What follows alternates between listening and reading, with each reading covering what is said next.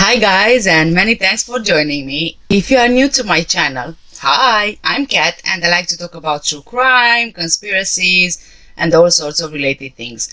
Please don't forget, if you are new here, to make sure you hit the big red subscribe button below, and also make sure you hit the notification bell so you are the first one to know about any new videos I upload. For my returning subscribers and viewers, I would like to thank you all so much for all your continuous support. This is what keeps me and my channel going. Thank you. Today I want to talk to you about Gypsy Rose Blanchard. But before we get started, here is the disclaimer. I do not mean to be disrespectful to anyone I talk about in this video. The video is for educational and entertainment purposes only. The information I collect is from the internet. I compile this information, I make a video, and from this you are more than welcome to draw your own conclusions. Thank you. Before I get on with the video, I just want to tell you that because this is such a complex case and there is a lot of information out there, I have decided I will be splitting this into two parts. So today's video is part 1, and then we will move on to part 2. And I'm going to start today's video with a definition from Wikipedia because the case revolves around this very definition.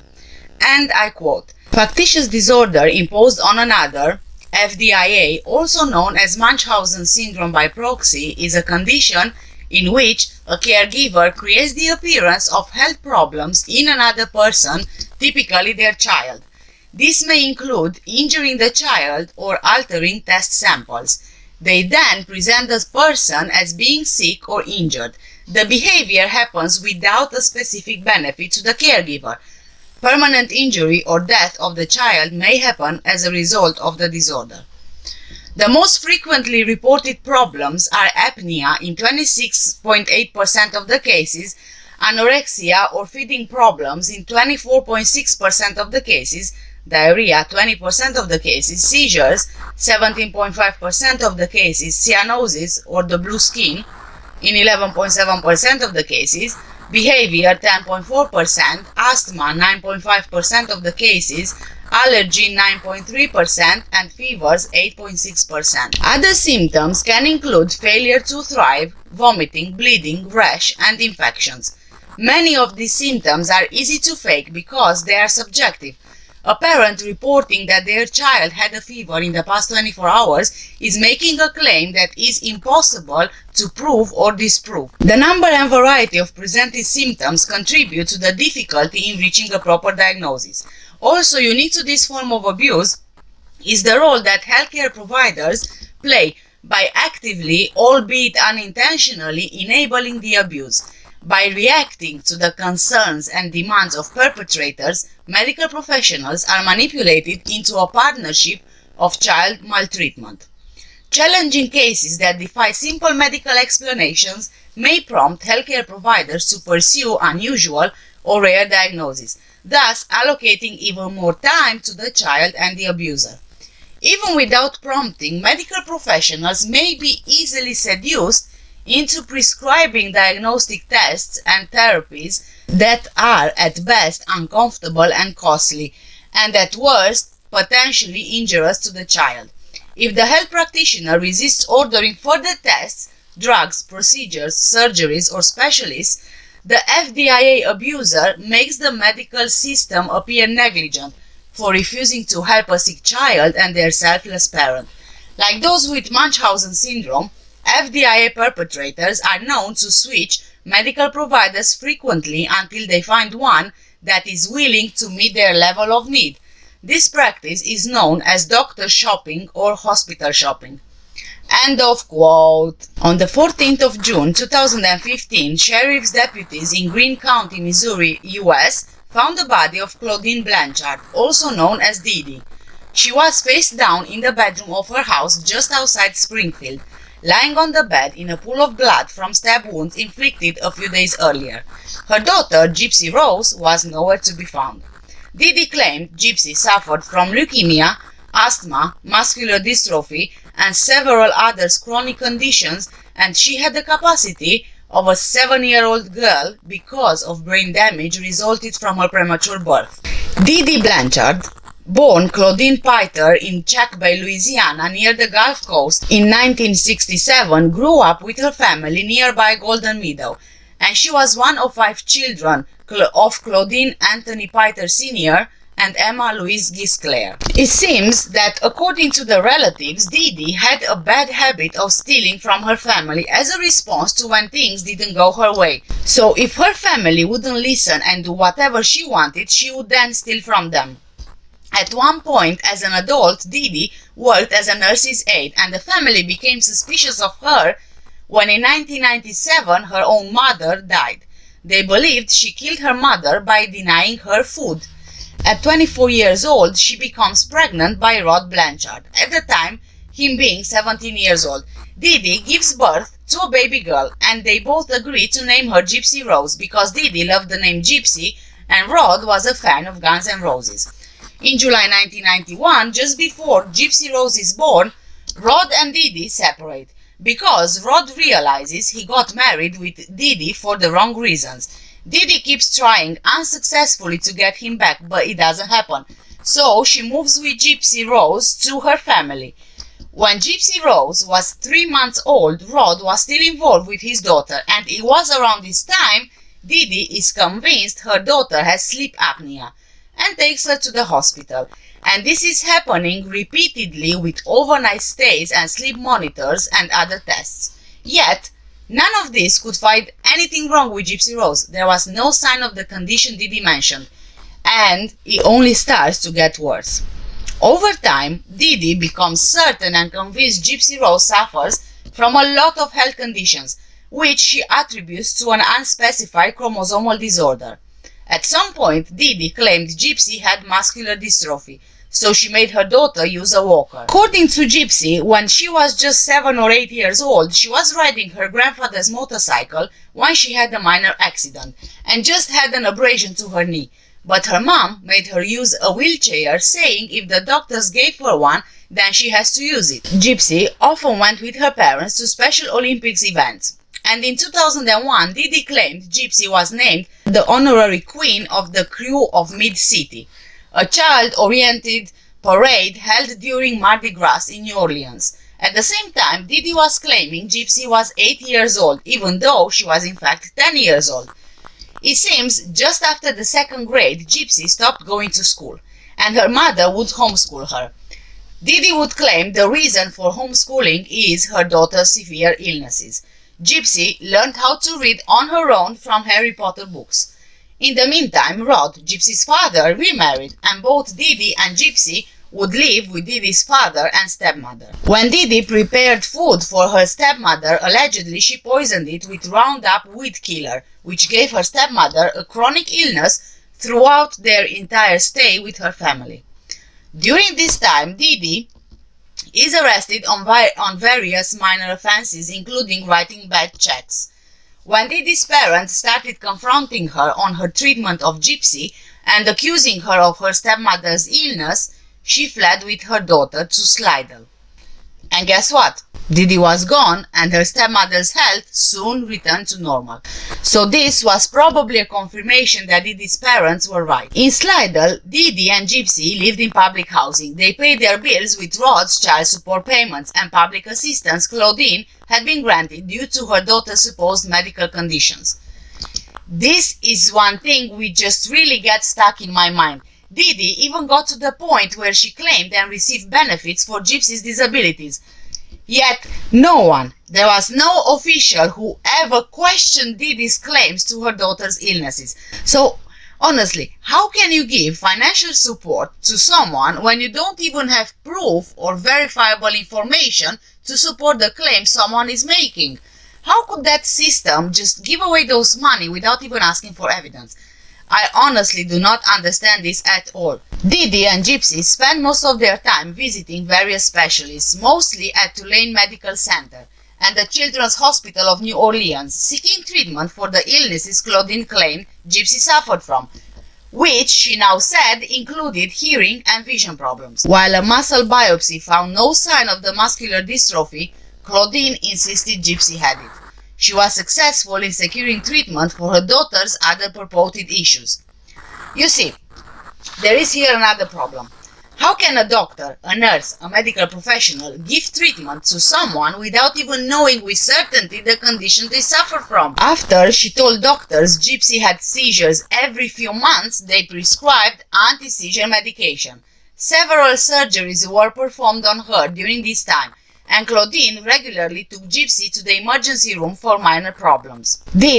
This right here is just unbelievable. And again, I am questioning the medical professionals here. It's clear by this point nothing claimed as illness was proven. So how could Gypsy undergo surgery, even several surgeries, without being sick? It's beyond belief, honestly. In my opinion, knowing a surgeon would perform several surgeries on a child without that child being sick. Yes, I get that some conditions can't be proven or disproven, but to go as far as several surgeries without any kind of proof or confirmation is just simply ridiculous.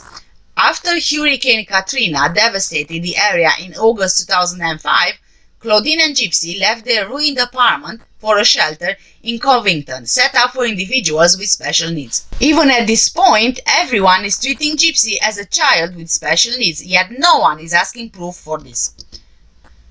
I am just speechless. And all this time, Claudine is turning a perfectly healthy child into a sick child, and all the medical staff and other involved allowed it to happen. Claudine says that Gypsy's medical records, including her birth certificate, have been destroyed in the flooding.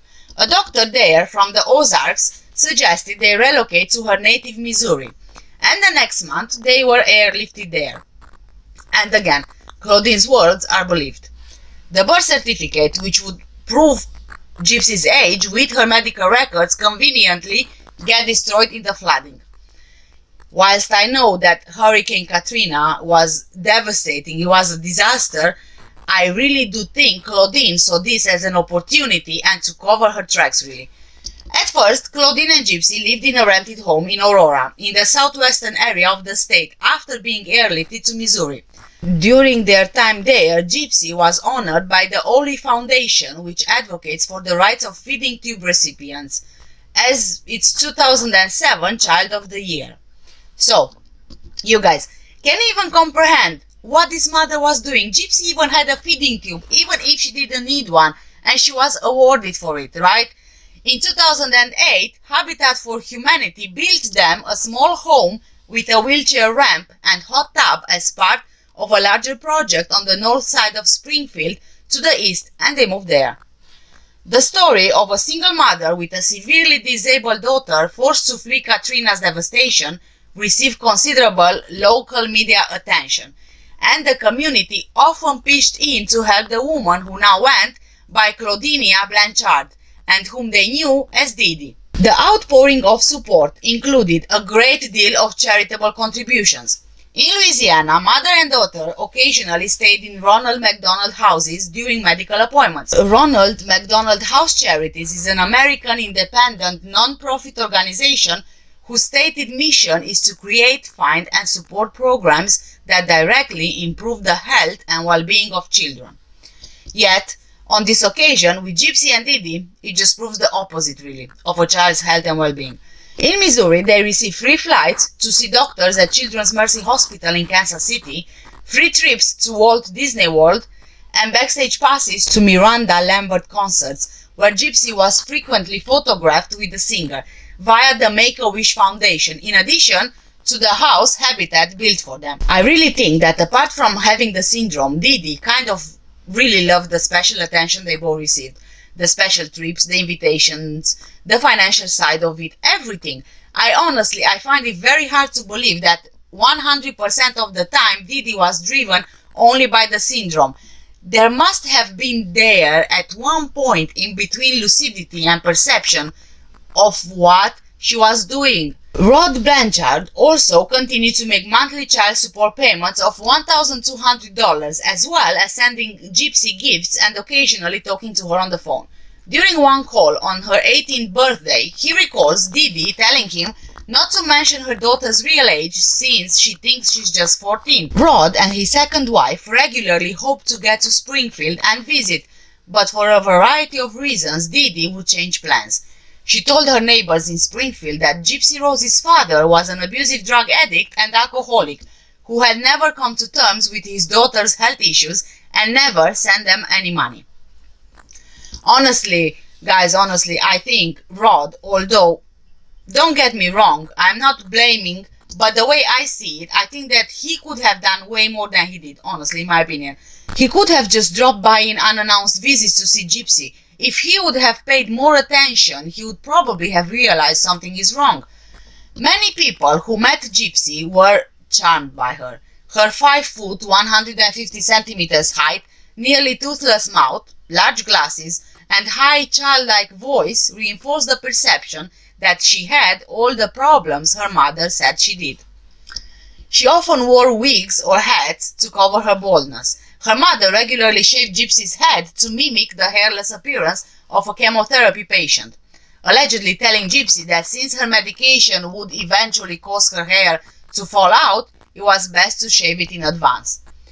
When they left the house, Dee Dee often took an oxygen tank and feeding tube with them. Gypsy was fed the children's liquid nutrition supplement Pediasure well into her 20s. Dee Dee used physical abuse to control her daughter, always holding her daughter's hand in the presence of others. When Gypsy said something that either suggested she was not really sick or seemed above her supposed mental capabilities, Gypsy recalls that her mother would give her a very tight squeeze. When the two were alone, Dee Dee would strike her with her open hands or a coat hanger. Medical interventions continued. Dee Dee had some of Gypsy's saliva glands treated with Botox, then extracted all together to control her drooling, which Gypsy later claimed her mother had induced by using a topical anesthetic to numb her gums before doctor visits.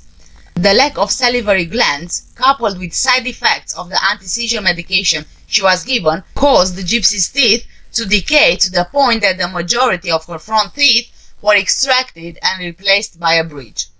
Tubes were implanted in her ears to control her so-called ear infections. Bernardo Flesterstein, a pediatric neurologist who saw Gypsy in Springfield, became suspicious of her muscular dystrophy diagnosis. He ordered MRIs and blood tests, which found no abnormalities.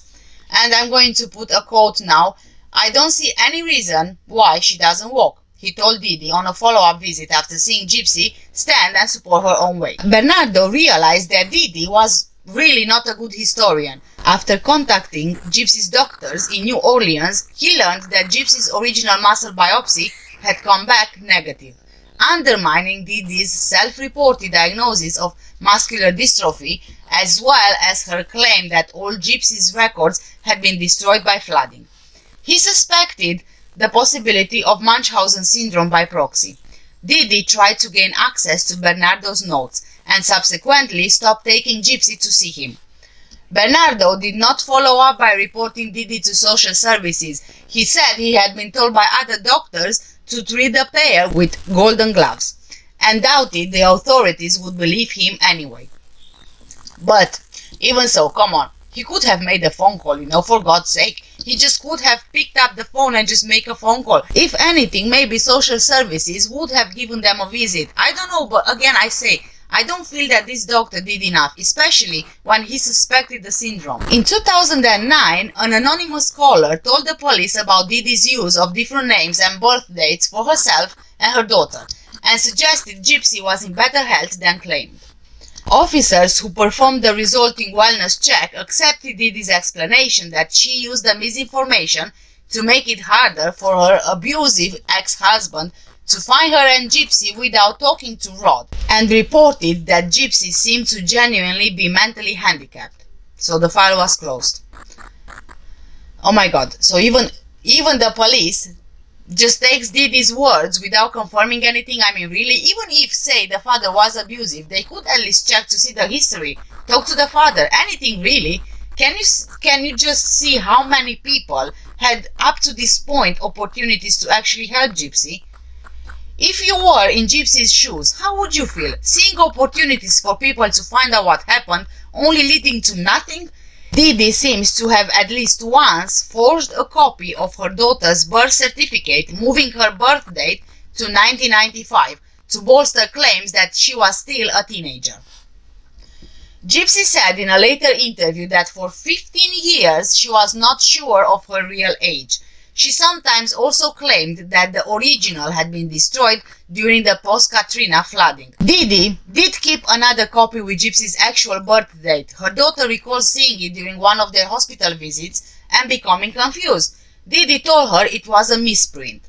Since 2001, Gypsy had attended science fiction and fantasy conventions, sometimes in costume since she could blend in even in her wheelchair. At an event in 2011, she made what may have been another escape attempt that ended when her mother found her in a hotel room with a man she had met online. Again, Dee Dee produced the paperwork giving Gypsy's false younger birth date and threatened to inform the police. Gypsy remembers that afterwards Dee Dee smashed her computer with a hammer and threatened to do the same to her fingers if she ever tried to escape again. She also kept Gypsy leashed and handcuffed to her bed for 2 weeks. Dee Dee later told Gypsy that she had filed paperwork with the police claiming that Gypsy was mentally incompetent, leading Gypsy to believe that if she ever attempted to go to the police for help, they would not believe her.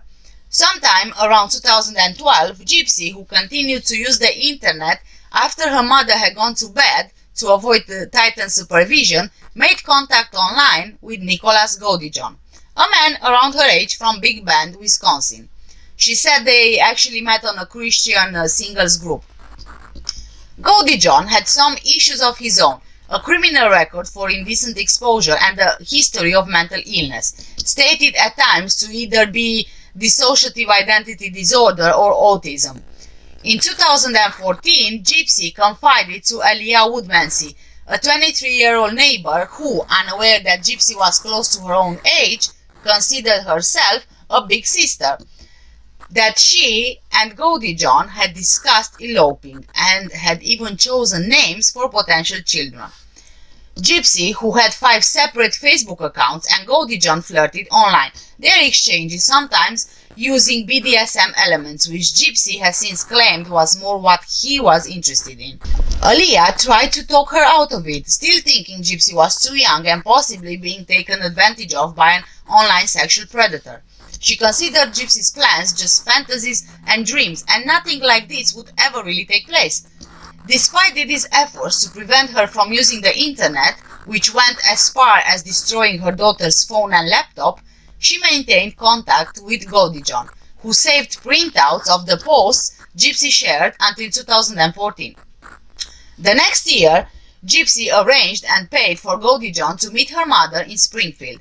Her plan was for him to just bump into her while she and Dee Dee were at the movie theater, both of them in costume, and apparently strike up a relationship that way, then for her to introduce him to her mother.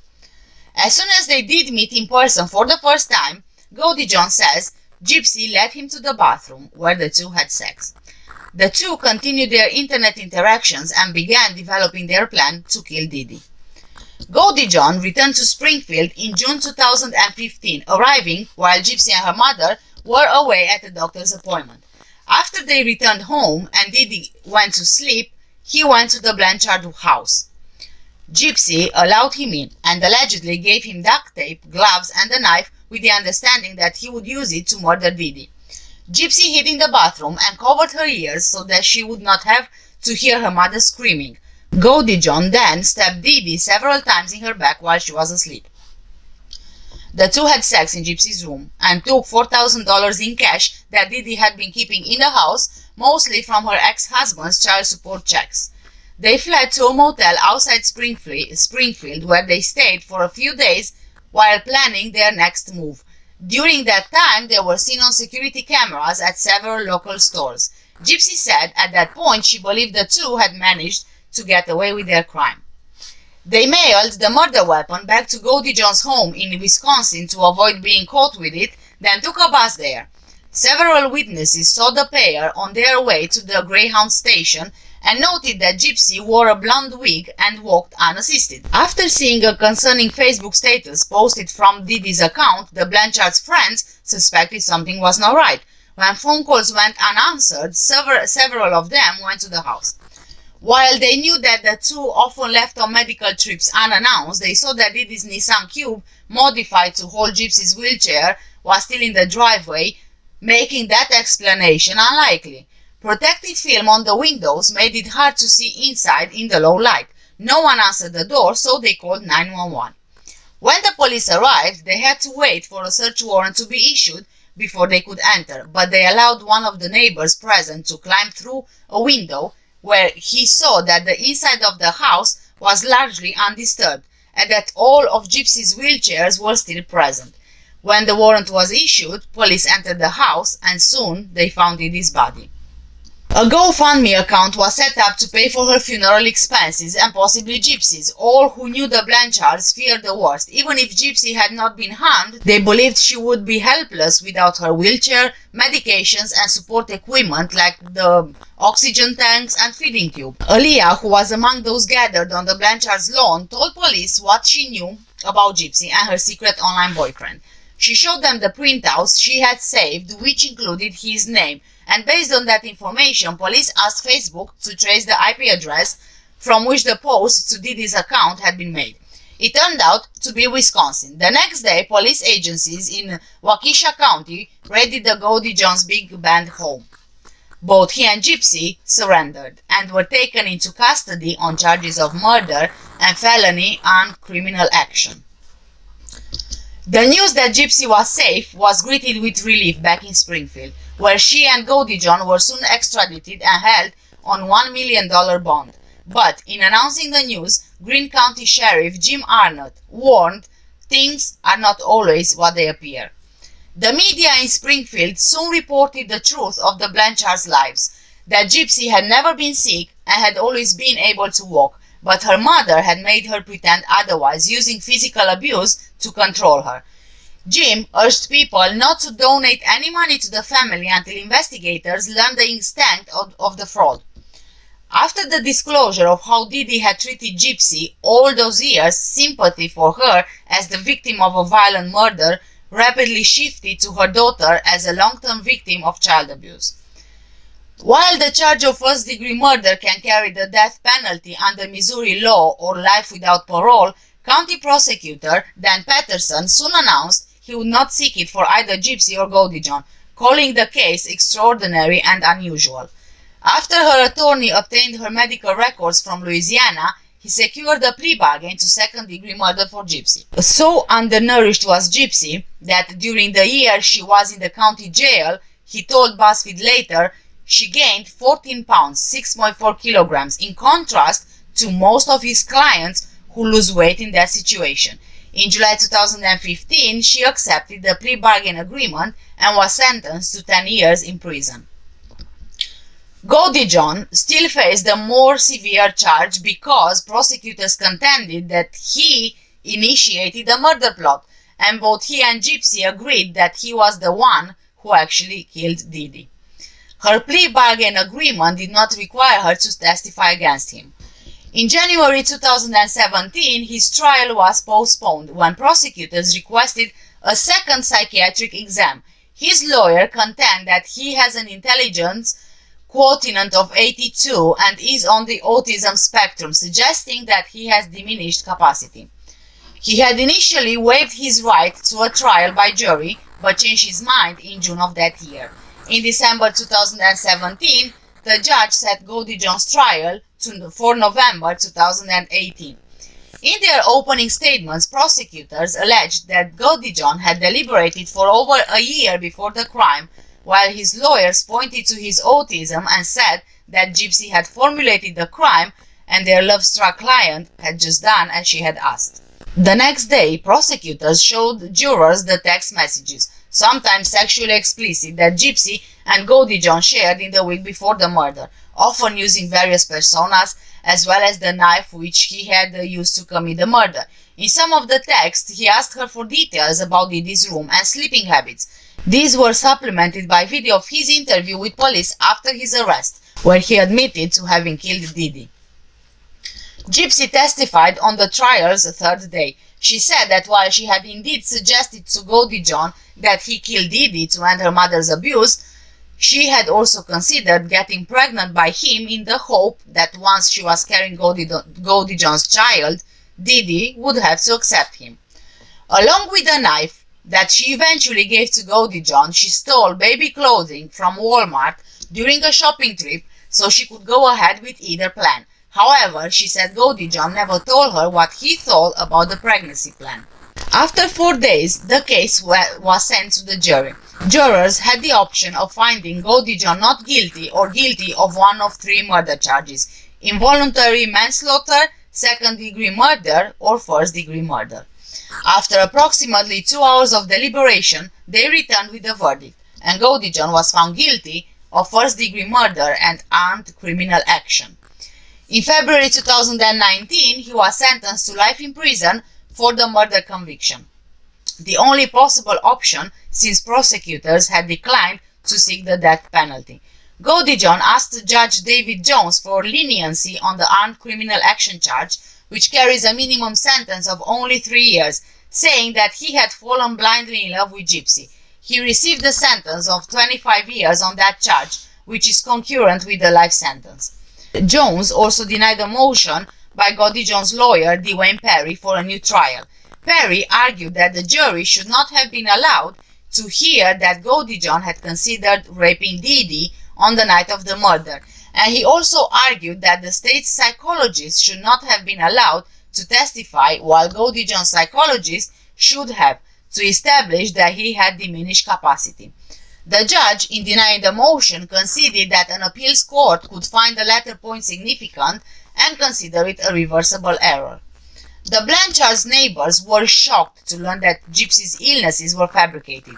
Aaliyah Woodmansey, whose information about Gypsy's relationship with Goldie John led police to the couple the day after Dee Dee's body was discovered, said she cried out of disbelief upon hearing that Gypsy had never been sick or disabled. Her mother recalled how everyone had accepted Dee Dee's claims without asking for proof, and wondered if the mother and daughter had been secretly laughing at their neighbor's naivety. Kim Blanchard, unrelated to Dee Dee or Gypsy, who called the deputy sheriff to the house the night before, said, "What have I been believing? How could I have been so stupid?" Despite the controversy, over 60 people attended a candlelight vigil for Dee Dee in downtown Springfield the night after the body was discovered. In a news conference, Sheriff Arnold said of the case, "Springfield is a giving community. We surround people with love and finances that we believe that needs it. However, a lot of times we are deceived, and I think this is now so true in this case at hand." Only one of the charities that helped the Blanchards spoke after the revelations. A spokesman for Habitat for Humanity, whose volunteers had built the Blanchards' house, along with others on their street, said, "We are just really deeply saddened by the whole situation." Dee Dee's family in Louisiana, who had confronted her about the treatment of Gypsy years before, did not regret her death. Her father, stepmother, and the nephew, who first shared details of Gypsy's actual health when she was first confined to a wheelchair, all later said that Dee Dee deserved her fate, and Gypsy had been punished as much as she needed to be. None of them would pay for her funeral or even pick up her ashes. Her father and stepmother ultimately flushed them down the toilet. Rod Blanchard, Gypsy's father, is less critical. "I think Dee Dee's problem was she started a web of lies and there was no escaping after," he told BuzzFeed. "It was like a tornado got started." But Rod was happy the first time he saw video of Gypsy walking under her own power. And with this, I reached the end of part 1 of today's video and the case. The next video I will be uploading will be part 2, so please stay tuned. It will be up in a couple of days. For now, please don't forget, if you are not subscribed already, make sure you hit the big red subscribe button below, like and share this video, and also make sure you hit the notification bell so you are the first one to know about my next video, and in this case the part 2 of the Gypsy Rose Blanchard's case. Again, thank you so much for watching. Stay safe and take care. Bye bye.